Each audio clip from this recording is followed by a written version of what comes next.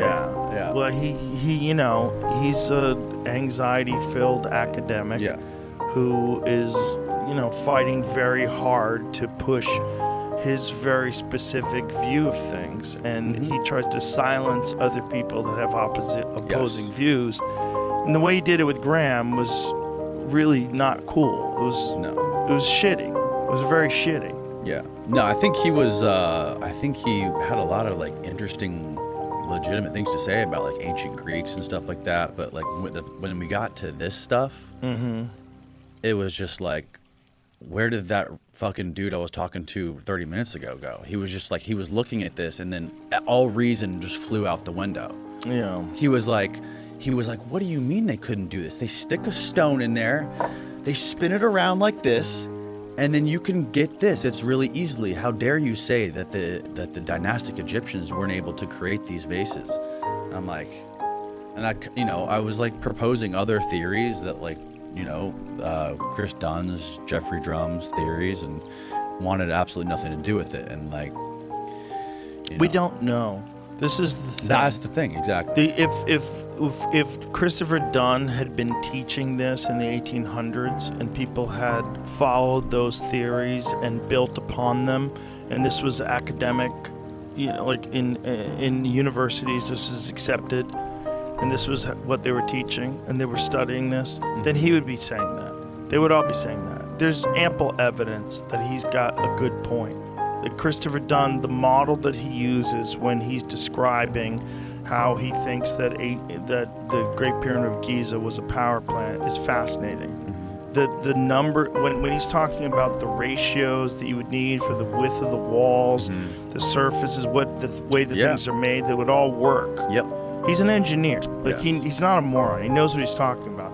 If this guy was teaching this stuff a long time ago and it was accepted by universities, that would be what we were talking about today. We'd be speculating how they did it and what they were doing and what they were doing it for. And if we had known in the 1800s that we regularly travel into a comet storm and that it happens, I think it's every June and November, we pass through when we see it in the sky. We see meteor showers. You see, oh, look at the sky. Look at all the shooting stars. We're in a fucking shooting gallery, and occasionally one of those slams into the earth. Yeah. And when that stuff happens, we're fucked. And it's super likely that happened multiple times during human history. And it's super likely that's why there's all these structures that nobody can explain. Right. That are somehow or another predate modern civilization, like Göbekli Tepe. That fucked them all up, because before Göbekli Tepe, they had this 6,000-year model. Yeah. Mesopotamia, Sumer, that's where it all started. Yeah. And now they're like, well, maybe it's Turkey. Yeah. Maybe Turkey was the birthplace. I mean, Jimmy Corsetti's been talking about this a lot. And I understand like where they're coming from. I can see their point of view from the academics. Not that I would act like them or like condone the way they act, but like when you spend your life, Flint, for example, like I think his parents were archaeologists, named him Flint because of archaeology, and like you spent your whole life mucking through these different places, excavating shit, digging up rocks or whatever he was doing, and no one ever paid attention to you. And then you have Graham Hancock come in, who is like personally fascinated by these things and dedicating his life to writing and researching on his own, but not accredited academically. You can see like how those academic guys would be like super salty of somebody like that. I understand that. Oh, I get it. It's not an excuse for what he did, which I think was shitty. Right? Yeah, it's not an excuse. But like, I understand their perspective, but it's ego-driven. Yeah. If we really were interested, you would take these heterodox scientists and you'd bring them in. And you would say, like, what do you do? Like, they're studying data. Guys like Graham Hancock and Randall Carlson, they're studying these things. And Graham was just in Iraq. He just was going over there to look at, like, ancient Sumerian stuff.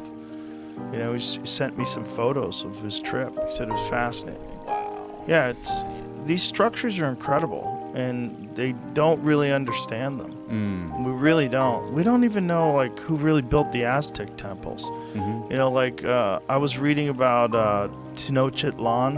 Yeah. Like they found it.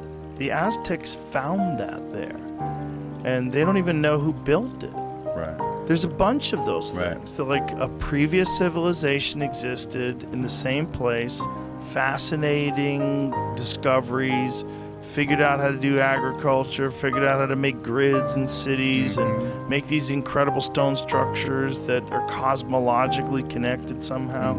And then they went away. Like, and all over the world. All over the world, there's like people reinvent civilization, the places where these ancient structures exist, and even build upon them. They build over them. Yeah.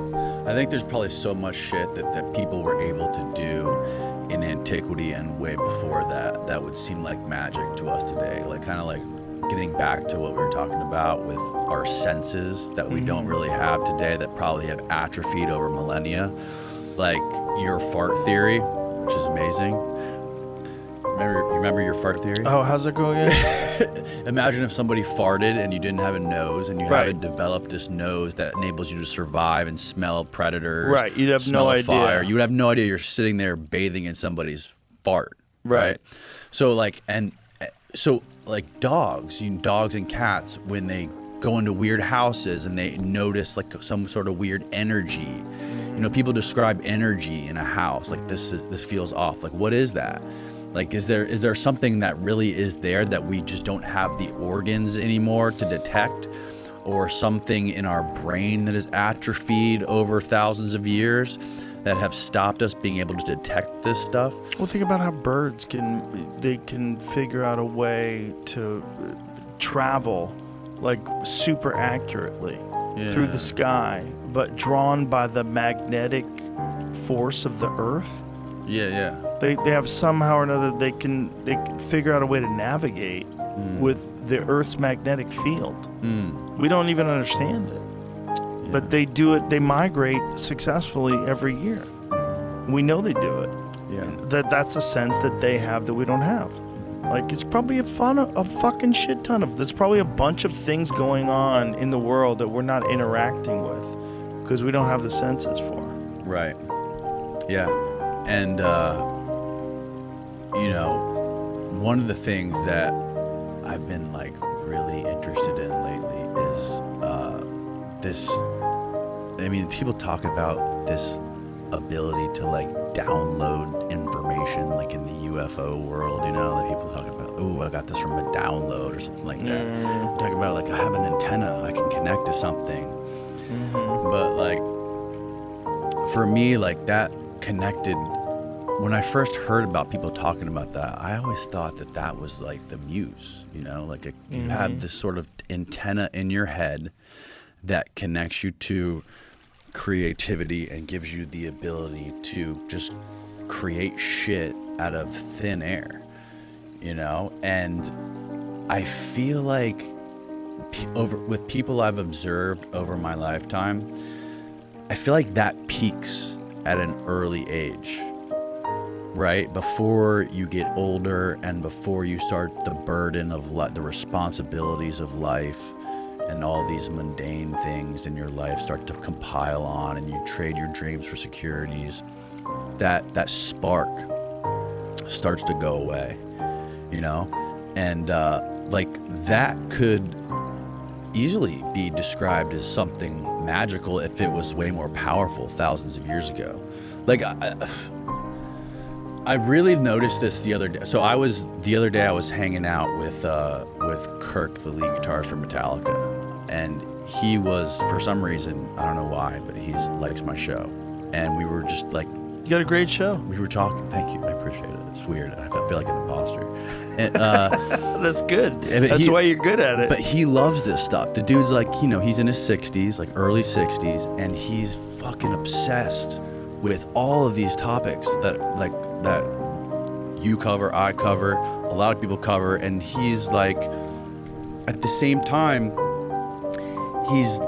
the dude is like got this crazy spark where he's so inspired to do shit and like still creating new music and like coming up with new riffs and wanting to do more things, where like I've never met a dude like that who's had so much success, toured everywhere for the last 40 years, being the #1 metal band in the world, basically, and still like wanting to learn stuff. The dude's trying to translate ancient Greek music for his guitar and trying to figure out how to play this stuff. He can't figure it out. And he was telling me, he's like, dude, I think this wasn't recreational. He's like, I think this music was magical. He's like, I think they were performing magic.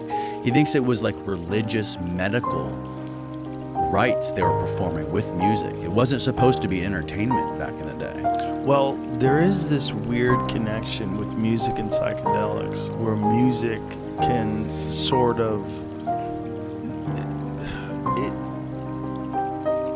it changes the trip. Like if you listen to, do you know what Icaros are? Icaros are these, hook it up, Jamie. Icaros are these South American songs that they play while you're doing ayahuasca. And if you do DMT and listen to these things, they take over the trip. And the song, the trip moves with the song in harmony. Like exactly. It's not like the trip is chaotic, and you hear the songs, and these songs are like a technology to move the trip. It's really fascinating, because you listen to the songs and you're like, well, what are these things? Like, what are they trying to do with these things? They sound kind of weird, but when you listen to these songs while you're tripping, it makes the trip dance. It makes the geometric pattern.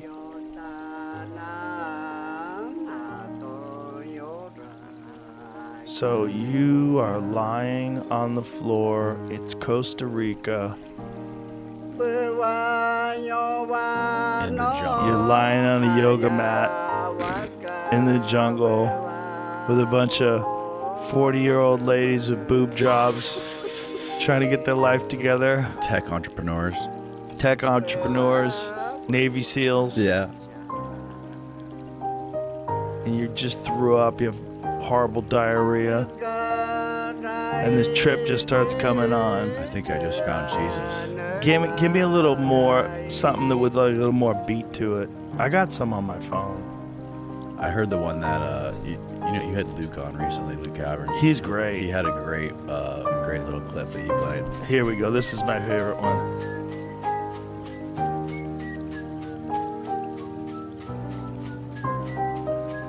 They dance. They dance to this song while you're tripping. Balls. You know, the psychedelic experience dances to this song. Oh. When you're lying there with your eyes closed, That's wild. and the whole time it's like synchronized together, and the whole time it's doing it's like a method for showing you more things. And as you go through it with the music, there's something comforting in the pattern of the music and the way it dances to the music that allows you to relax and unveils more and more of itself. It's very trippy. And the fact that these guys figured this out. How did you figure this out? Yeah, man. There's something there. Your friend is probably right. The Metallica guy's probably right. Yeah. That music probably synchronized with the trips. Like when they were doing the Eleusinian mysteries. That's what stuff. when I went to their concert in Tampa the other day, and I was walking in, I made me regret not going to more concerts when I was younger, but like being in that stadium, the Buck Stadium, where there was 90,000 people, every seat in that arena was full. And you hear Well,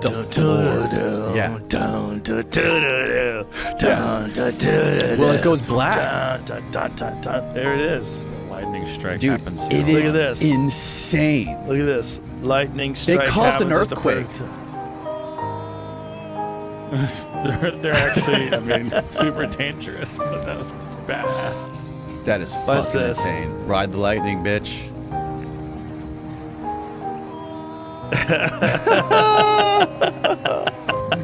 That's so dangerous.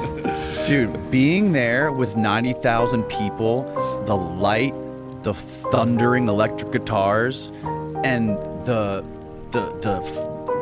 fire, the pyrotechnics, and all those people like focusing, like all 90,000 people, every atom in their body is vibrating at the same frequency. Yeah. And it just like that is it's like magic that Yeah. penetrates every fiber of your being. And if I was a dude from 2,000 years ago and took a time machine to that Metallica concert, those dudes are gods. Right. They're fucking gods. I think that's what the Right. Eleusinian Mysteries probably was. Well, they probably had music that enhanced the trip. It probably guided the trip. They probably learned how to do it while they were tripping. Mm-hmm. Like, they figured out so much. They figured out democracy. They started so much of what we think of as like Western government. Yeah. And The a lot of scientific philosophy. method, Yeah. democracy, all this stuff. Tripping balls. I And had then the this- Romans came along and said, stop. Yep. We're here to make slaves Mhm. out of you fucking people. We don't want you tripping. Right. Yeah, that was they killed Eleusis in like what 400 AD, I think. Well, they did exactly the same things the Nixon administration did to psychedelics in this country. They're like, oh, this is a problem. When they were turning everything Schedule 1 to try to stop the anti-war movement and the civil rights movement, that's the exact same thing. Like the governments, when they get to a certain position of power, they're not representing the people anymore. Now they're the fucking jackbooted thugs that tell you what you can and can't do based on how inconvenient it is for you to be doing that for them running things. Right. Yeah. It's terrible. It's the opposite of what it should be. It's the opposite of what got it's the opposite of what got us here, I think, bro. Yes. And I we're too big now. There's too many of us. That's Right. part of the problem. It's like you want to govern 330 million people plus Mexicans. Good luck. I had this dude on my show, speaking of the academic, the strife between the academics and the self-taught online people, influencers, whatever you want to call them. This dude was, he was kicked out of his university for, first of all, he wrote a dissertation on ancient pharmacy, the Roman pharmacy and Greek pharmacy. And it was a dissertation based on this guy named Galen, who was like the Surgeon General of ancient Rome. And he had a chapter in his dissertation, his PhD dissertation, about recreational drugs in Rome.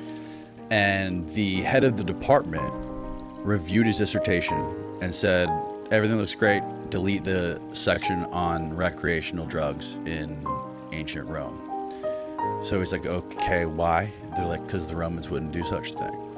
So he's like, okay, he deleted it and then submitted it, got his PhD, and then wrote a book based on that part of the dissertation that he left out, which the book was called The Chemical Muse. And I learned about this from Hamilton Morris. He did a podcast with the dude first. And I read that book, and, you know, he was basically making the case that drugs were ubiquitous in antiquity during the Roman times. Like, they were being used for everything because people were not dying from old age. They were dying from war, hand-to-hand combat, famine, plague, Infection. all these things, infection. So, like, people were constantly using drugs. And there was a law in ancient Rome that he said there was only one law when it came to using drugs, and that was that you were not allowed to kill people with drugs. You were not allowed to murder people, which is why Marcus Aurelius was using this drug compound called a theriac. And the theriac was a concoction of like 11 different North African vipers, their flesh and their venom, combined with opium and all kinds of like bodily fluids, and he was using this as like a performance enhancing drug. Whoa. Because people were trying to assassinate him with poisons. That's how they assassinated people. They were using scorpions, poisons, arrows, all different kinds of weird things to sneak in and kill him. So he was drinking this theriac to build up his immune system against the vitamin, against the venoms. And dude, this dude Galen, who wrote about this shit, he was talking about he was Marcus Aurelius' physician, and he was like, Marcus Aurelius is like, it's getting ridiculous, it's getting annoying. I keep having to up his opium dose. He keeps using more and more fucking opium. I can't get him off of it. Oh my God. Yeah. And so Galen, the physician, the Surgeon General of the Roman Empire, under Marcus Aurelius, and Nero, I think, basically equates to 10% of all the Greek literature from antiquity. 10% of it is medical. And this dude that wrote this dissertation, based it all off Galen, is talking about all these drug compounds that are used in all the literature. So what he does is he looks at all the ancient literature from Homer to, you know, like 800 to like the time that Beowulf was written, basically, 80. And he's like finding all of this evidence of crazy drug use. And he has this crazy theory also that